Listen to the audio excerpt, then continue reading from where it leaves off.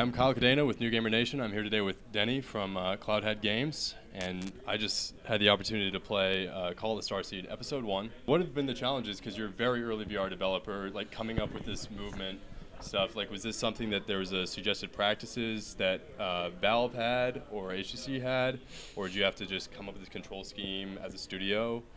Yeah, no, there was really no roadmap at all, so no Google searches would help us. And we had to diverge completely from thinking about gamepads as something to use. I mean, so once you have the freedom to move around and you've got your hands and you can interact in the space in that way, and once you have a full positional volume you can actually walk around in, it changes game design fundamentally.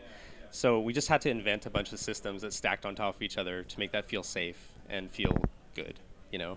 So you can physically walk around, you've got kind of a constrained volume, but then you can project that volume using something we call blink, which is like teleporting, but you can kind of manipulate your volume and place it ideally wherever you want.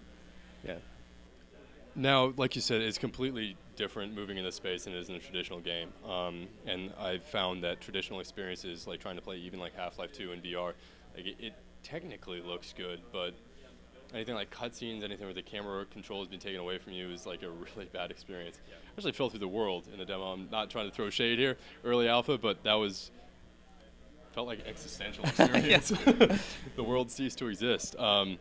So how has that affected like the way that you tell your stories? I noticed there was some environmental stuff. I picked up a note. There was a tape recorder. Yeah. Are there any challenges like not being able to have that cinematic control? Yeah, I mean, what we realized last year and earlier was that just you can't create any artificial movement. It all has to be generated by the user. That's why we're using teleportation and blinking as a movement mechanic to go deeper into virtual space, because anything that's not generated by the user causes vection, which makes you feel disoriented, sick, whatever, right? So once you recognize that you have to strip all of that out of game design, it just changes the experience to the core. And what it becomes more like is kind of like an interactive movie, maybe. So, we're kind of trying to focus on like this great fantasy adventure 80s kind of vibe, where you feel like you're taken care of. So the whole narrative is kind of structured that way, so you feel it's kind of like a warm, cozy Goonies feeling. Okay.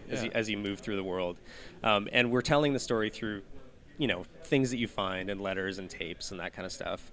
When there are sort of big moments with antagonists and that kind of thing, we can still kind of lock you down. We can prevent you from blinking, like moving deeper into the scene, but you can still walk, Yeah, in that little space. In your local volume. Yeah. Right. Yeah.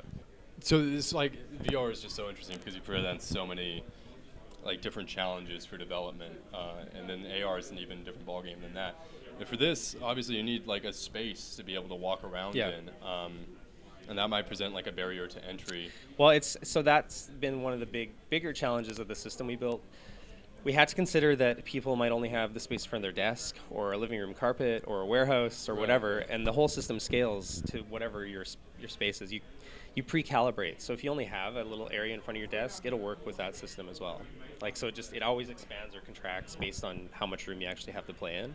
So as you lose space, we bring in additional functionality so that you can actually make that a comfortable experience. As you have more space, you can just freely move around, and it's a much more natural experience. Right? Yeah, definitely. Yeah, I wonder if we're gonna have like VR rooms, Yeah. It sounds silly. It sounds ridiculous now. No, but, home theaters will kind of pivot that way. Exactly. I think. Yeah. Yeah, I hope so. Yeah. I really hope this pans out because that was a crazy experience.